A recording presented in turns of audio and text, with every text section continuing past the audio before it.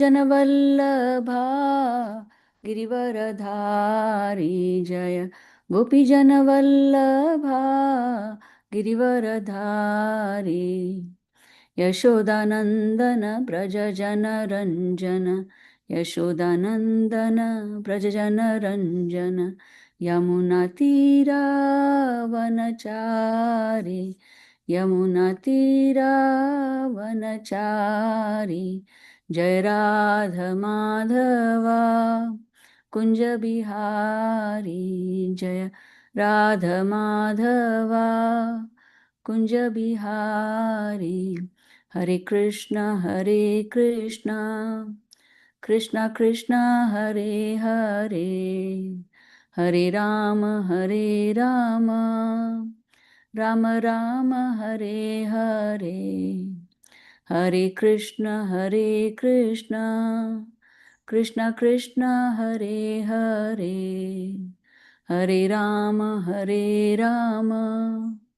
राम राम हरे हरे जय राधा गिरिधरी राधे जय राधा श्याम सुंदर राधे जय कृष्ण बलराम जय कृष्ण बलराम जय कृष्ण बलराम जय कृष्ण बलराम जय जगन्नाथ जय बलदेवा जय सुभद्रा जय बाल गोपाल जय बाल गोपाल जय Gauranitai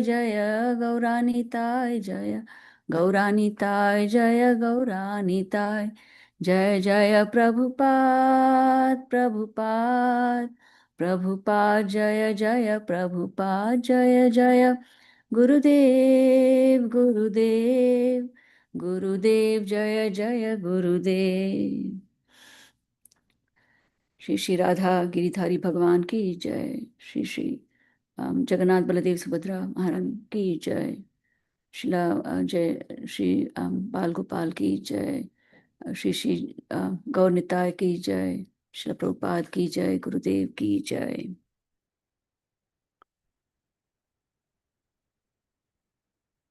As usual, before we start the Srimad Bhagavatam class, we will be reading from Srila Prabhupada's Lilamrita. So we go to the chapter 36 in every town and village. So I was given this as a starting point.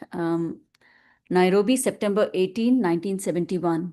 In Nairobi, Srila Prabhupada demonstrated how a sannyasi should preach. For 1 month, he strictly followed Vedic tradition by staying only 3 days or less in the home of each of his Indian hosts. Then, although his host always provided him good food and comfortable accommodations, he would move on to the next place. This was the rule for sannyasis, Prabhupada said. It kept them from becoming attached to bodily comforts and from inconveniencing their hosts. For Srila Prabhupada, to practice these rudimentary lessons of sannyasa was, of course, unnecessary, for he was a Paramahamsa, a sannyasi in the highest order of Krishna consciousness. His body, mind, and words being totally engaged in Krishna's transcendental service, he was automatically detached from material comforts. Nevertheless, he followed the Vedic system, just to instruct his disciples by his example. He was following the system of Madhukari, named for the bee, which takes only a little pollen from a flower and then goes on to the next. This system of brief visits also enabled Prabhupada to involve more families in Krishna consciousness and to honor the abundance of invitations. Wherever Prabhupada went, he was undisputably the Guru, the venerable sadhu. Yet he would deal intimately with his hosts, developing friendships and behaving practically like an elder member of the family. His hosts would offer him the best room in their home, usually their own bedroom, and the lady of the house, along with her assistants, would cook elaborate meals. Prabhupada's natural Krishna conscious bearing was commanding, and his behavior was always aristocratic. Yet his hosts were charmed by his humility. Quickly, he was becoming the friend and Vaishnava guru of many families in Nairobi. Prabhupada's behavior in Nairobi was instructive for the few Western disciples who accompanied him.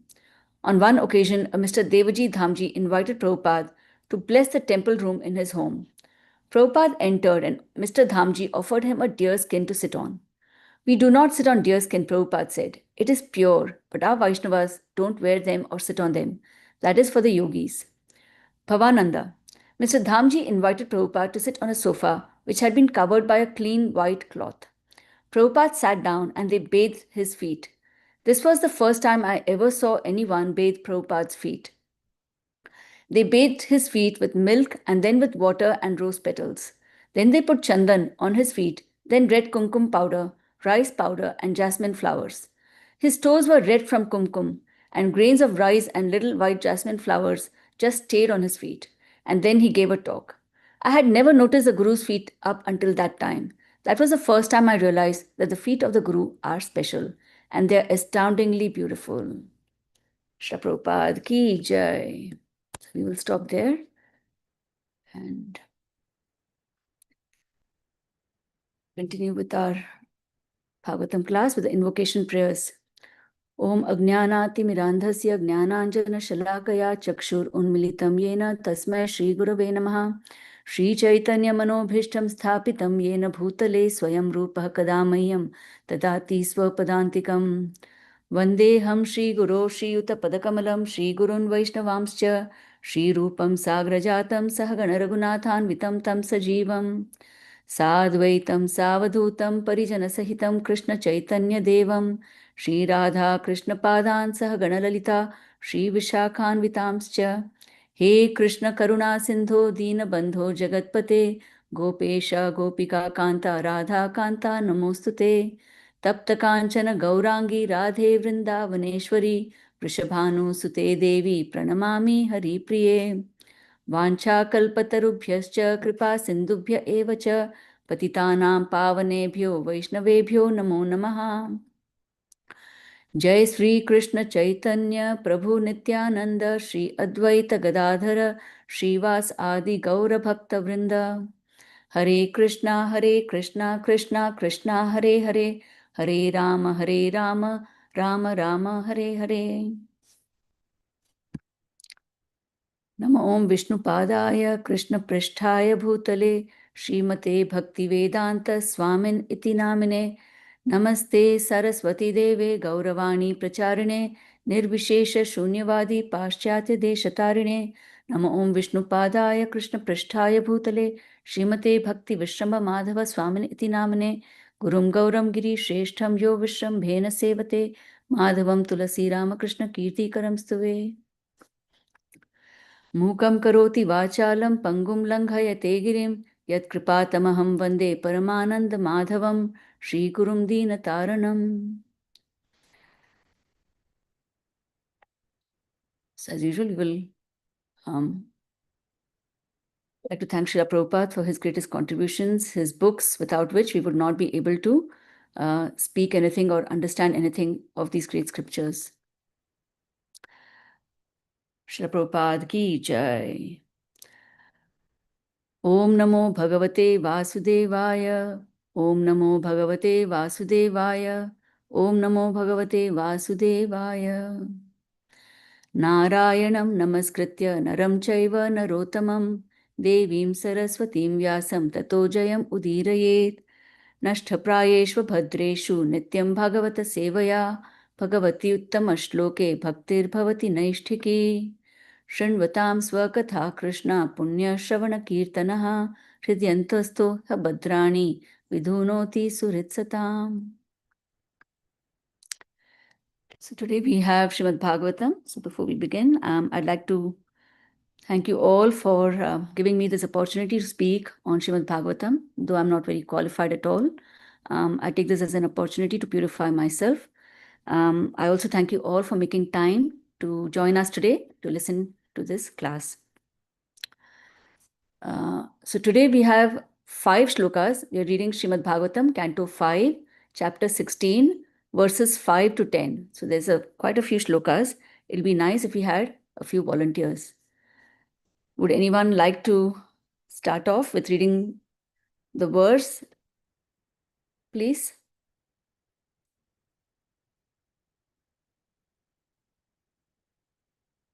Okay, I'll read the verse.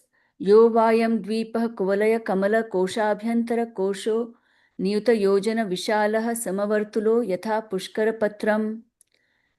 Synonyms in word by word. Would anyone like to read this? Hare Krishna Mataji, Dandot Thank you, Pranam. Prabhu. Dandot Pranam, Prabhu. Yeah, Thank you. word by word.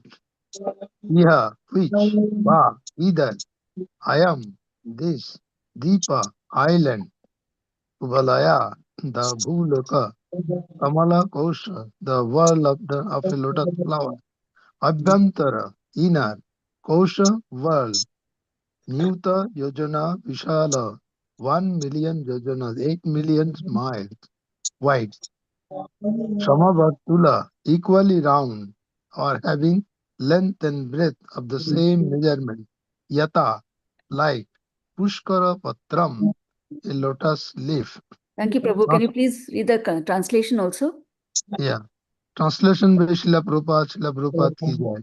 The planetary system known as Bhumandala resembles a lotus flower, and its 7 islands resemble the wall of that flower. The length and breadth of the island, known as Jambudip, which is situated in the middle of the world, one are 1 million yojanas, 8 million miles. Jambudip is round like a leaf of a lotus flower. Thank you, Hare Prabhu. Hare Krishna. The next verse. Would anyone like to read this? Yes, Mataji, I'll try. Yes, please. Thank you, Prabhu. Oh, where is it? Yo, Vayam Dvipa Not that one. This is Kulalaya. Yasmin Navavarshani, verse 6. Sorry. Oh, sorry.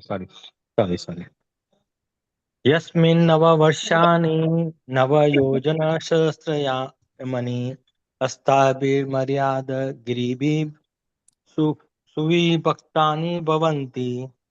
Thank you, Prabhu. Hare Krishna Shall I read the Mataji, synonyms? Yes, Pranam. please. Dandot Hare Pranam, Krishna Prabhu. Mataji. Mataji, will you read the synonyms, please? Oh, Because there are 6 verses today. That's why we are going. it's okay. Yashmin, in that Jambudvip, Nava 9, Varshani, divisions of land, Nava Yojan Sahasra, 72,000 miles in length, Ayamani, measuring, Astibhi by 8, Maryada, indicating the boundaries, Giribhi by mountains, Subhi Bhaktani, nicely divided from one another, Bhavanti are. Translation? Yes, Mataji, please continue. Translation by Srila Prabhupada ki jai. In Jambudip, there are 9 divisions of land, each with a length of 9,000 yojans, 72,000 miles. There are 8 mountains that mark the boundaries of these divisions and separate them nicely. Paper 2, Mataji? Yes, please, Mataji. Please carry on. Thank you. Srila Prabhupada ki jai.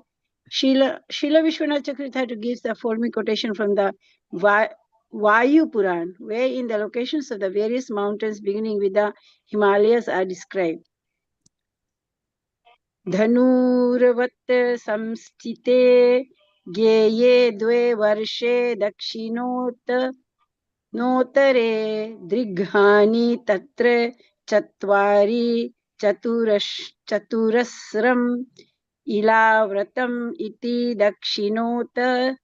दक्षिणोत्तरे भारतोत्तरकुरो वर्षे चत्वारि किं पुरुषा हरिवर्षा रम्यक हिरण्य मायानि वर्षाणि नीलनिषधा योस तिरश्चिन्नी भूया समुद्र प्रविष्टयो समलोगनत्वम् अङ्गीकृत्या भद्रास्वा केतुमालयो अपि धनुर् आकृतित्वम् अतस्तयोर्दैर्घ्यत एव मध्ये सङ्कुचितत्वेन नवसहस्रायामात्वम् इलाव्रतस्य तु मेरोः साक्षात् चतुर्दिक्षो नवसहस्रायामात्वं सम्भावेत वत्तुतस् त्वा Ilavrita भद्रास्वा कुटुम्बालानां चतुस्त्रिंशत्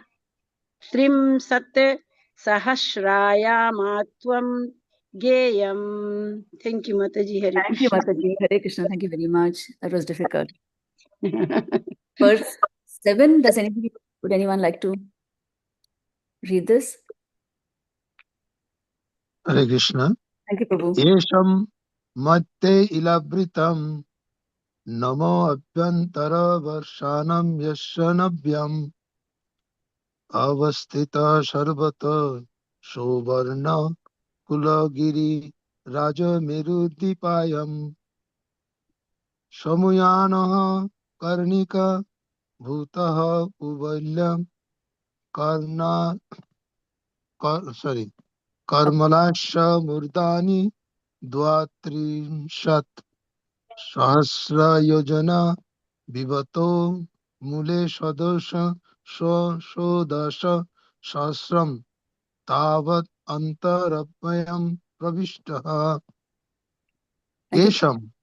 All these divisions of Jambudev, Madhya among Ilabritam Nama, name Ilabrita Varsha, Abhyantara Varshanam, the inner division, Yasha of which, Nabhyam, in the nabo, Avastita, situated, Sharvata, entirely, Shauvarnaha, made of gold, Ulugiri Raja, the most famous among famous mountain, Meru, the Mount Meru, Deepa, Ayama, Shamunnataha, whose height is the same measurement as the width of Jambudip. Karnika Bhutaha, existing as the pericap, Kuvalaya of this planetary system, Kamalakshaya, like lotus flower, Murdani on the top, Dwa Trimshat, 32, Sahasra thousand, Yajanas, 8 miles each, Pitaha, Bitataha, expanded, Mule at the base, Shadosha Sahasram, 16,000 Yajanas, Tavat, so much, Anta Bhumayam, within the earth, Parivishta, entered. Translation. Amidst these divisions or Varshas is the Varsha name Ilabrita, which is situated in the middle of the wall of the lotus. Within Ilabrita Varsha is Sumeru mountain, which is made of gold. Sumeru mountain is like the pericap of the lotus-like Bhumandala planetary system. The mountain's height is the same as the width of Jambudip, or in other words, 100,000 yojanas, which is 800,000 miles. Of that, 16,000 yojanas, which is 100 miles, 100,000 miles, are within the earth, and therefore the mountain's height above the earth is 84,000 yojanas, which is 720,000 miles. 622. The mountain's width is 32,000 yojanas, which is equal to 256,000 miles at its summit and 16,000 yojanas at its base. Hare Krishna. Hare Krishna. Thank you very much, Prabhu.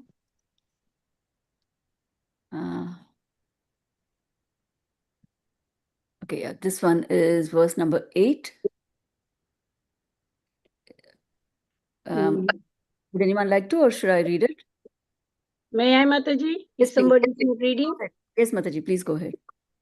उत्तरोत्तरेणेलावृतं नीलः Shweta शृङ्गवानिति त्रयो रम्यक हिरण्यमया कुरु नाम वर्षा नाम मर्यादा गिराया प्रागय आयता उभायतः चारो the आवाधयो द्विसहस्र पृथ्वा एकैकशः पूर्वस्माद् उत्तरो दश आंसाधि दैर्घया एव ऋष्यन्ति उत्रेना इलाव्रतम Feda and Feda north of Ilavrat Varsh. Neelaha, Neel. Swetaha, Svet. Shringavan iti, thus Trayo, 3 mountains, Ramyak, Hiranyamaya, Kurunam of the Kuru division, Varshanam of the Varshas, Maryada, Giraya, the mountains making the borders, Praka Ayataha, extended on the eastern side, Ubhayata to the east and the west, Charod, the ocean of salt water, Avadhaya, extending to Dvi Sahasra Pithava, which are 2,000 yojans wide, Ek one after another, Purvashmat, then the former, Purvashmat, then the former, Uttaraha, further north, Uttaraha, further north, thus Amsa, Adhika Amsena, by 1/10 of the former, Dair Gaya, inland, Eva, indeed, Rish Santi, become shorter. Shall I read the translation paper both, Mataji? Yes, yes, yes. Thank you, Mataji. Okay. Thank you. Translation paper by Srila Prabhupada ki jai. Just north of Ilavrat Varsh and going further northward, one after another, there are 3 mountains named Neel, Svet and Shringavan. These mark the borders of the 3 Varshas named Ramyak, Hiranyamay and Kuru and separate them from one another. The width of this mountain is 2,000 yojan, that is 16,000 miles. Lengthwise, they extend east and west to the beaches of the ocean of the salt water. Going from south to north, the length of each mountain is 1/10 that of the previous mountain, but the height of them all is the same. Purport: in this regard, Madhvacharya quotes the following verses from the Brahmanda Puran. Yatha bhagavate tuktam भौवनं कोशलक्षणं तस्या विरोधतो योजयम् अन्या ग्रन्थ अन्तरे स्थितम् मण्डोदे पुरनाम चैव व्यात्तयाशं क्षीरसागरे रघुसोम रवीनाम च मण्डलात् द्विगुणोक्तिताम् विनैवा सर्वम् अन्नेयं योजना अभेदतो अत्र तु. It appears from these verses that aside from the sun and moon, there is an invisible planet called Rahu. That movements of Rahu cause both solar and lunar eclipses. We suggest that the modern expeditions attempting to reach the moon are mistakenly going to Rahu. Thank you, Mataji. Hare Krishna. Hare Krishna. Now we got 2 more, 9 and 10. Would anyone like to go with 9? Go for 9. Okay, I will read it. Evam dakshine ne lavritam nishadho hemakuto himalaya iti prag ayata yatha niladayo yuta yojanot sedha hari varsha kim purusha bharatanam yatha sankhyam. Synonyms: Evam, thus, dakshinena, by degrees to the southern side, ilavritam, of ilavrita varsha, nishadha hemakutaha himalayah, 3 mountains named Nishadha, Hemakuta and Himalaya. Iti, Prag Ayataha, extended to the east. Yatha, just as. Neela Adayaha, the mountains headed by Neela. Ayuta Yojana Utsedaha, 10,000 yojanas high. Harivarsha, the division named Harivarsha. Kim Purusha, the division named Kim Purusha. Bharatanam, the division named Bharatavarsha. Yatha Sankhyam, according to number. Translation: similarly, south of Ilavrita Varsha and extending from east to west are 3 great mountains named from north to south: Nishadha, Hemakuta, and Himalaya. Each of them is 10,000 yojanas, that is 80,000 miles high. They mark the boundaries of the 3 Varshas named Harivarsha, Kimpurusha Varsha, and Bharata Varsha, India. The last one for today. Tathai Velavritam Aparena Purvena च माल्यवद गंधमादनाव Anil निषधायतौ द्विसहस्रम पप्रथतु केटुमाल भद्रश्वयोः सीमानं विदधाते. Synonyms: तथा एव, Tatha eva, exactly like that. Ilavratam aparena, on the western side of Ilavrata Varsha. Purvena cha, and on the eastern side. Malyavat Gandha Madana, the demarcation mountains of Malyavan on the west and Gandha Madana on the east. Anila Nishadha Ayatav, on the northern side up to the mountain known as Nila and on the southern side up to the mountain known as Nishadha. Dvisahasram, 2000 yojanas. Papratatu, they extend. Ketumala Bhadrashvayoho, of the two Varshas named Ketumala and Bhadrashva. Seemanam, the border, Vidadhate, establish. Translation. In the same way, west and east of Ilavrata Varsha are two great mountains named Malyavan and Gandha Madana, respectively. These two mountains, which are 2000 yojanas, that is 16,000 miles high, extend as far as Nila mountain in the north and Nishadha in the south. They indicate the borders of Ilavrata Varsha and also the Varshas known as Ketumala and Bhadrashva. Purport. There are so many mountains even on this planet Earth. We do not think that the measurements of all of them have actually been calculated. While passing over the mountainous region from Mexico to Caracas, we actually saw so many mountains that we doubt whether their height, length, and breadth have been properly measured. Therefore, as indicated in Srimad Bhagavatam by Shukadeva Goswami, we should not try to comprehend the greater mountainous areas of the universe merely by our calculations. Shukadeva Goswami has already stated that such calculations would be very difficult, even if one had a duration of life like that of Brahma. We should simply be satisfied with the statements of authorities like Shukadeva Goswami and appreciate how the entire cosmic manifestation has been made possible by the external energy of the Supreme Personality of Godhead. The measurements given herein, such as 10,000 yojanas or 100,000 yojanas, should be considered correct because they have been given by Shukadeva Goswami. Our experimental knowledge can neither verify nor disprove the statements of Srimad Bhagavatam. We should simply hear these statements from the authorities. If we can appreciate the extensive energy of the Supreme Personality of Godhead, that will benefit us. Shri Prabhupada ki jai. So a lot of information given in these verses. There are 6 of them describing. It's a description of Jambudvipa, the island of Jambudvipa. So as usual, before we begin, just setting the scene or giving a background of where we are in the Srimad Bhagavatam.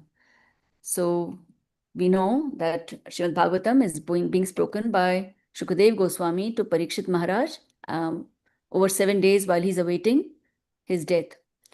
And this has been repeated by Suta Goswami to the sages of Naimisharanya. Now, we've come to Canto 5. So there's 2 ways of looking at where we are in the Bhagavatam at present. So one is in terms of the lines, the lineage, or the Brahma's progeny. So Brahma is the first created being. We have Krishna at the top, and Brahma is the first created being in this material world.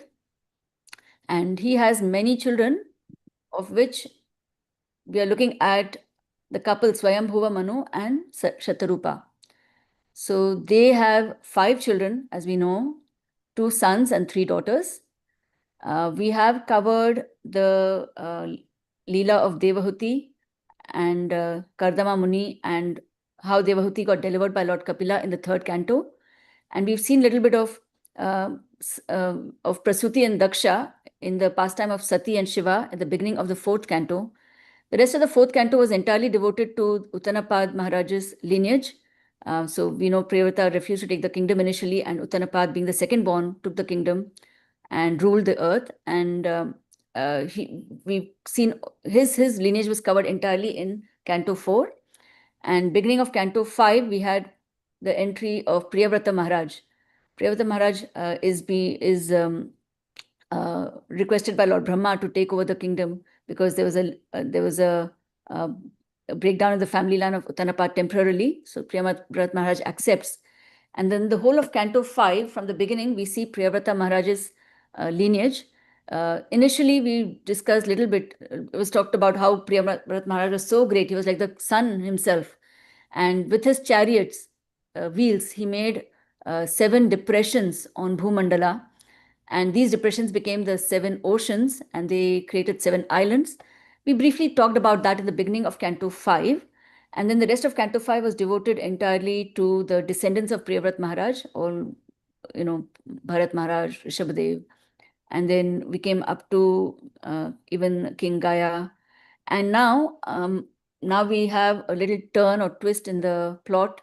Parikshit Maharaj is asking Shukadev Goswami, now going back to the beginning of 5th canto, you told about the Bhumandala, about it being divided into these 7 islands. So he wants to hear more about that.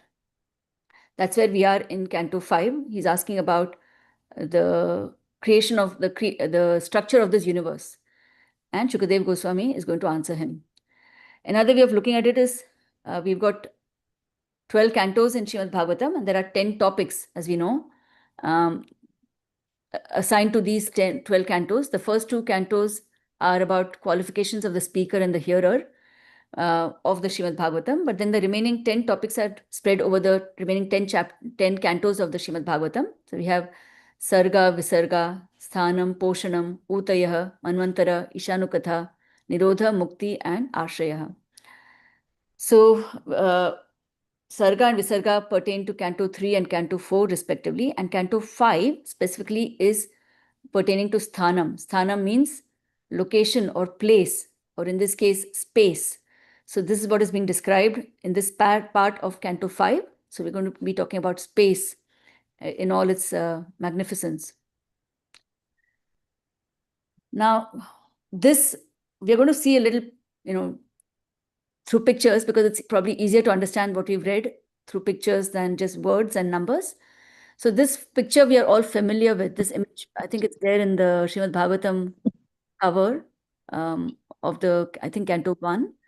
But this, we know, we have the Karanodaka Sai Vishnu, the first expansion of the Lord in the material world, who's lying in the Karana ocean, and every time he breathes in and out, millions of universes come out of the pores of his being and then go back in as he breathes in.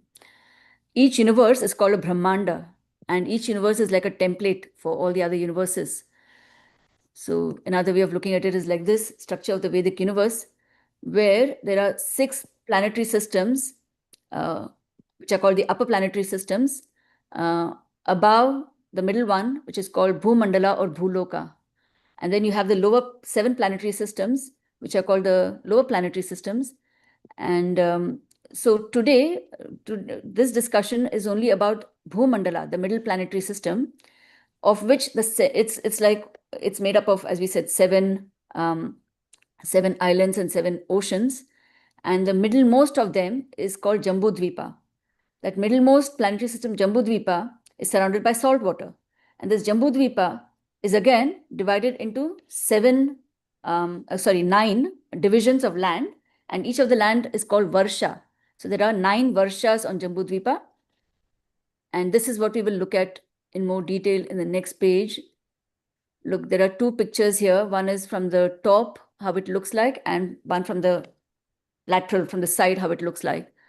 So we can see right in the middle, so these 9 islands, we can see right in the middle of this circular Jambudvipa is Ilavrata Varsha. And Ilavrata Varsha, on either side of Ilavrata Varsha is Ketumala Varsha and Bhadrashva Varsha, which are separated by the Gandhamadana mountain range and Malyavan mountain range. And on the north, there are 3 Varshas, Ramyaka Varsha, Hiranmaya Varsha, and Uttarakuru Varsha. They are separated by 3 mountain ranges, which are Nila, Shweta, and Shringavan. On the south, similarly, there are 3 Varshas. There's a Hari Varsha, Kimpurusha Varsha, and Bharata Varsha, which are separated again by 3 mountain ranges called Nishadha, Hemakuta, and Himalaya mountain ranges. Now, even around in the middle, which is Ilavrata Varsha, that's talking about one of the most significant mountains, biggest mountains, which is called Meru or Sumeru, and it's entirely made of solid gold. And around this, and it's so big, the height, I think, of this mountain is equal to the width of the whole Jambudvipa. So it's really, really big. And around it, there are 4 mountain belts just immediately around this mountain. And they are called Mandara, Meru Mandara, Suparshva, and Kumuda. So this is what has been described so far in these 6 verses.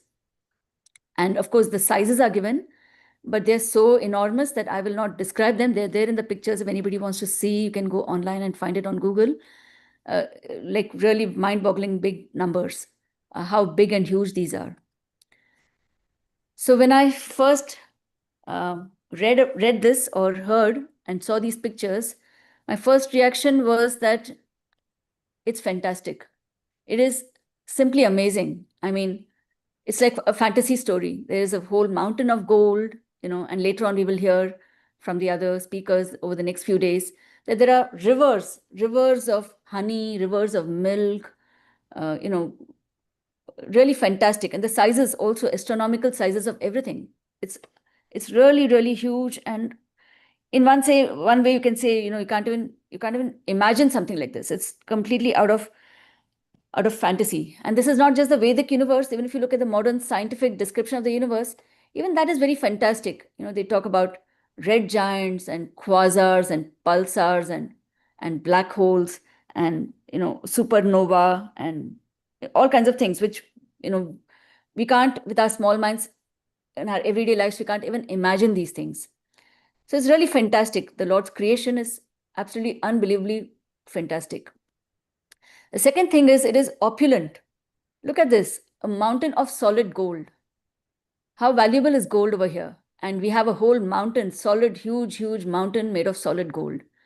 And also the descriptions of rivers of honey and milk and yogurt and fruit juices of all kinds. There's no shortage in this universe that the Lord has made. It's plentiful, it's bountiful. There is no shortage or scarcity anywhere. And the third, of course, was look at it. It's so symmetrical, so beautiful. Yeah, there's order. There's no chaos over here. It's completely orderly, systematic, and it's like shaped like a lotus. It's circular. It's beautiful. And even nature around us, when we see, it is beautiful. The rivers, the mountains, the lakes, the trees. There's just beauty everywhere. The external energy of the Lord or Maya is dangerous, but she's definitely very, very beautiful, very, very attractive. So why is this description included in Srimad Bhagavatam? So there are many reasons that different people, different speakers have given, and we'll go through a few of them. There was one class I was hearing by His Holiness Swam Bhagwan Keshav Swami. One person in the audience, he said, Srimad Bhagavatam is so diverse. It's so diverse. It is basically covering so many things. It's talking about creation, destruction. It's talking about different people, dynasties, lineages, and so many names upon names. So much is covered within the Srimad Bhagavatam. And of course, there is also the pastimes of the Lord and his devotees. So what are we meant to focus on? Like, it seems to be like a lot of fluff around the main thing, which is the Lord. So what are we meant to focus on? And Keshav Swami said something very nice. He said that this is like a journey. Shukadev Goswami is taking Maharaj Parikshit on a 7-day journey to a destination. And similarly, we are also invited to go on this journey with them. We as the readers, we are invited to go on this journey with them, which is basically, going step by step to the ultimate goal, which is bhakti or loving devotion to the Lord. So even though there are some areas, some parts of it, which like this one, which we might find very dry, we've got to go through these parts to come to the final destination. It's all, part of a big jigsaw puzzle. And so we've got to give all of it equal attention and equal focus. We can't say that one is more important than the other. And the other one, he said, is that we have to, it's a call for us to become rasikas.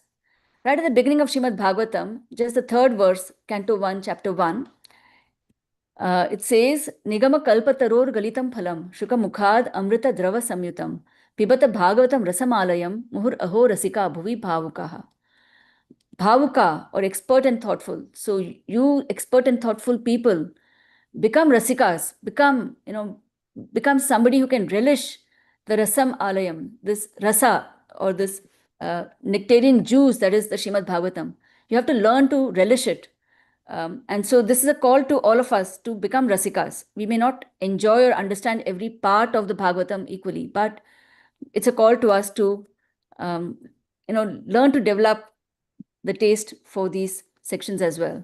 And even later on in the same chapter, the sages of Naimisharanya are telling Sutta Goswami, they presented to him all their questions and they want him to speak the Srimad Bhagavatam to them. And they're saying, Vayam tunam vrityama uttama shloka vikrame yash shrunvatam rasa jnanam swadu swadu pade pade. So they're saying this description of the Supreme Personality of Godhead, this uttama shloka vikrame, we never tire of hearing about him. It is rasa jnanam. It is full of rasa. It's knowledge which is full of rasa. And swadu swadu pade pade. Step by step, at every step, we are relishing it. So please tell us everything. So similarly, for us, we are also being invited to listen to this. And so it's a call to us to become rasikas or to enjoy all these different mellows of the Srimad Bhagavatam. And then, of course, in this chapter itself, earlier on verse 3, we see it is said here that when the mind is fixed upon the Supreme Personality of Godhead in its external feature made of the material modes of nature, the gross universal form, it is brought to the platform of pure goodness. In that transcendental position, one can understand the Supreme Personality of Godhead, Vasudeva, who in his subtler form is self-effulgent and beyond the modes of nature. Oh my Lord, please describe vividly. So here, it's said that when we listen about the external feature of the Lord, which is made of the modes of nature, then it brings us to the highest platform of pure goodness. And this is a launchpad for us to understand more about the Supreme Personality of Godhead. And another reason that was given by one of the speakers is it shrinks our false ego. So we think we are very significant, yeah, but we are nothing but just a speck of dust in this vastness of the universe. So one of the speakers, he was saying that especially two classes of people that have a lot of questions, and he said that is represented by the scientists, and people who are very powerful, like rulers or kings, they have very big egos. They have very big false egos. The first is like, I'm very clever. I can understand and grasp everything. I just have to read and I will understand it. That is one kind of person with a very big false ego. And the other is somebody who's very powerful. He says, I can conquer everything. I can rule over everything. Everything is within my power, my capacity.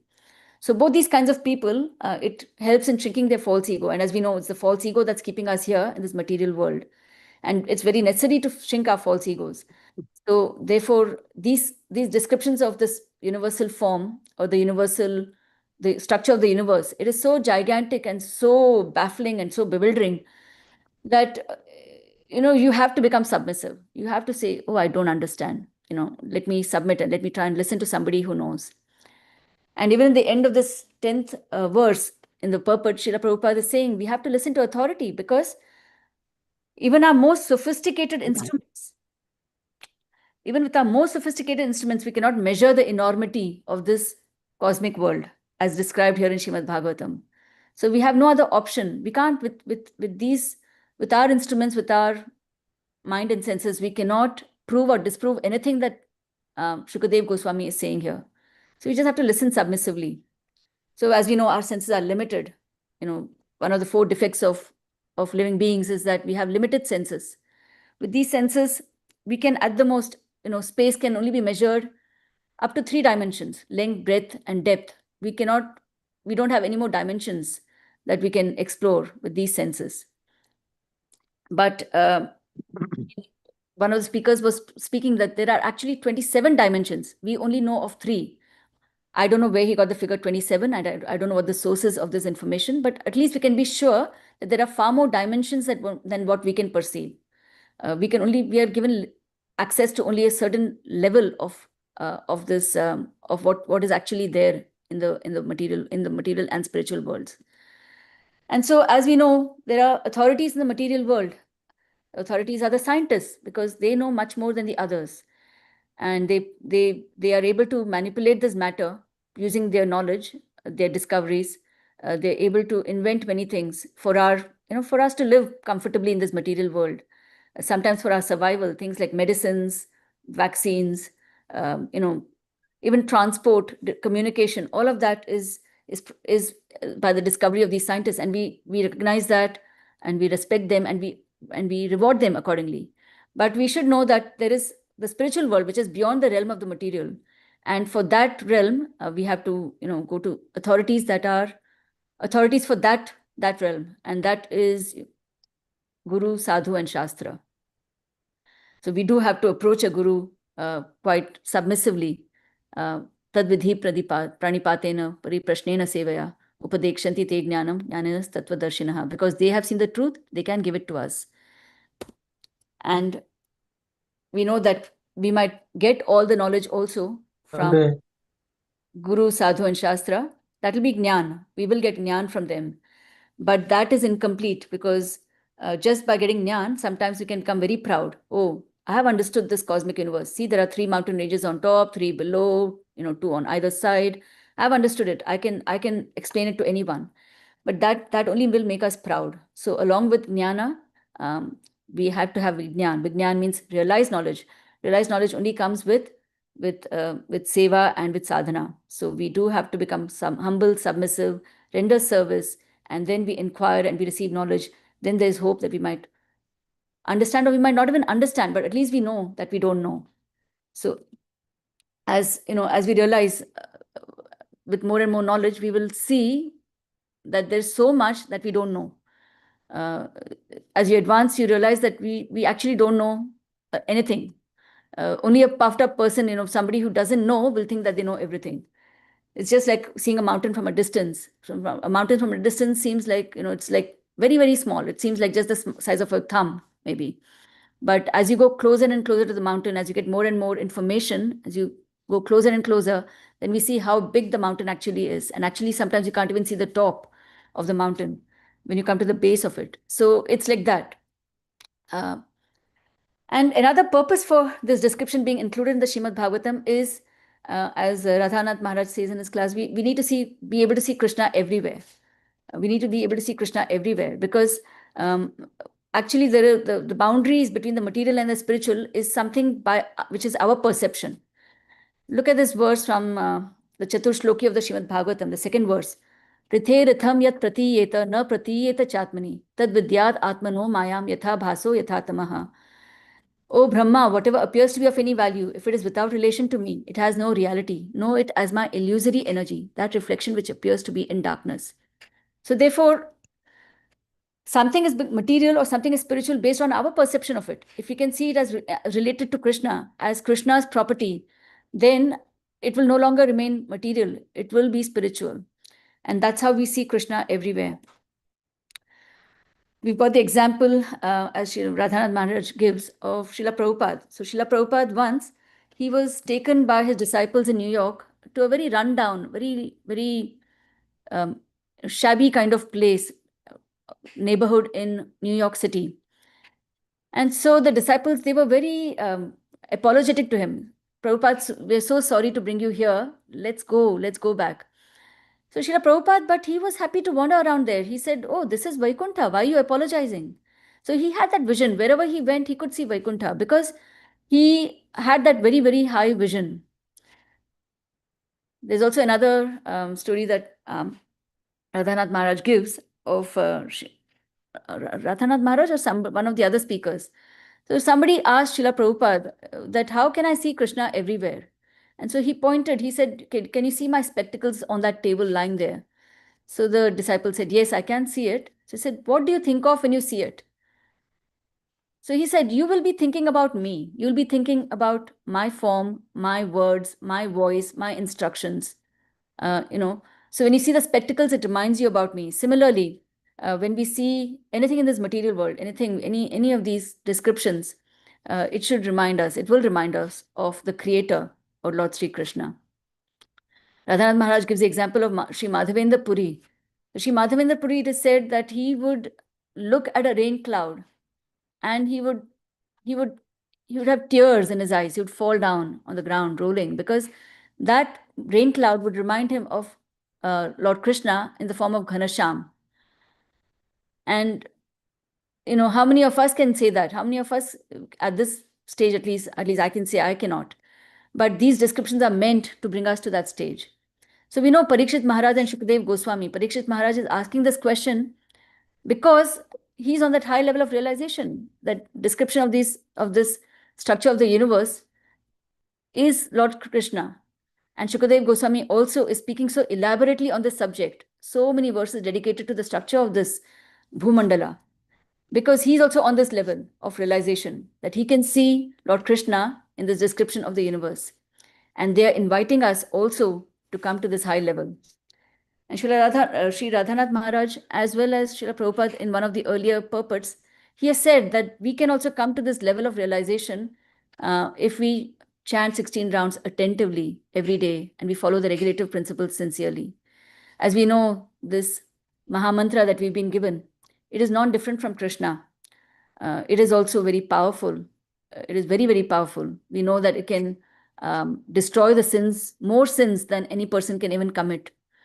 And similarly, it is also very opulent because we know that it was, Sanatana Goswami had kept it on a pile of, had kept a touchstone on a pile of dirt when he was approached for it. And the person said, "Oh, if you're putting it on a pile of dirt, surely you must have something more valuable." And then Sanatana Goswami gave him the touchstone of the Mahamantra to chant. So it is very beautiful as well. Hare Krishna, Krishna Krishna, Hare Hare, Hare Ram, Ram Ram, Hare Hare.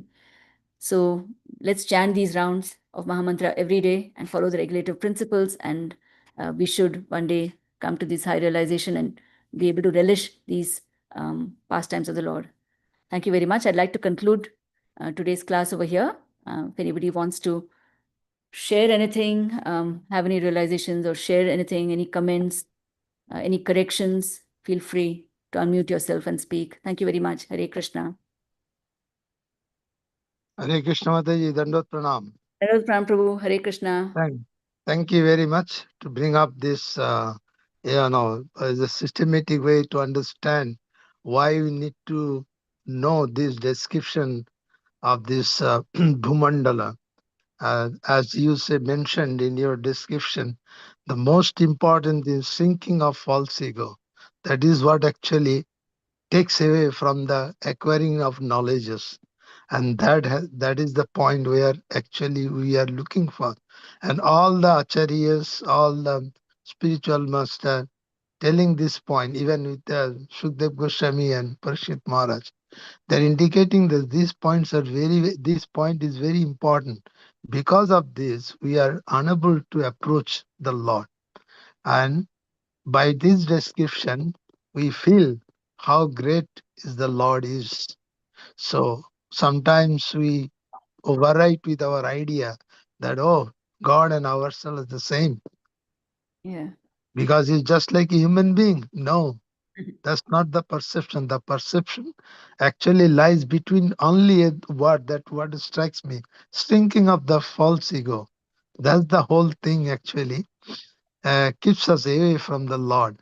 So if we think that all the creation around us, as you give the example of Srila Prabhupada asked, look at the specks. What does it mean? You think of me. Similarly, if we see around the world and think of the Lord's creation, we can understand how uh, insignificant we are in comparison to the Lord.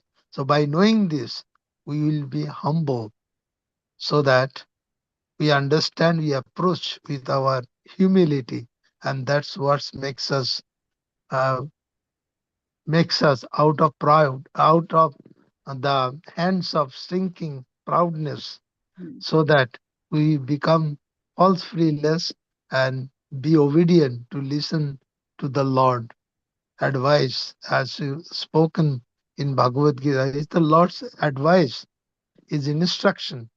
But through Bhagavatam, we can read it and understand the greatness of the Lord to become humble. And by following Guru, Shastra, and Sadhu, we can one day, with good try or our mm, obedient nature, we can reach the ultimate goal of life. Thank you so much. The explanation by Radhanath Goswami is really so important to understand the impact of Shastra and how these examples tells us to become humble. Without humble nature, we won't be able to appreciate the greatness of the Lord. That's the whole idea. All this description, as Prabhupada mentioned in this chapter, we don't need to be very scholarly person to know about the dimension, these jojanas, that jojanas. This only shows how great Lord is. Don't think Lord is a normal human being because he comes and plays with us. No, so to make us understand the greatness of the Lord, this description are very, very important. Thank you so much for nicely bringing up the Priyabrata's dynasty and connecting this one to understand the greatness of the Lord. Thank you once again. Hare Thank Krishna. you. Hare Krishna. Thank you very much.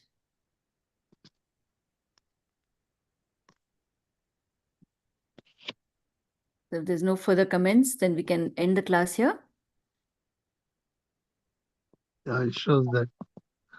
Vancha Vanchakalpatarvyasya kripa sindhuvaiva cha patitanam pavanebhyo Pavanebhyo Vaishnavyo namo namo Ananta Koti Vaishnavrinda Vaishnavi Jai. शिला प्रभुपाद की जय हर गृह तुलसी सेवया माता जी की जय गौर प्रेमानंदे हरि हरि बोल all goes to the assembled devotees Hare Krishna. Thank you, Mataji. Hare Krishna. Hare Krishna. Thank you, Mataji. Very nice class. Very nice class.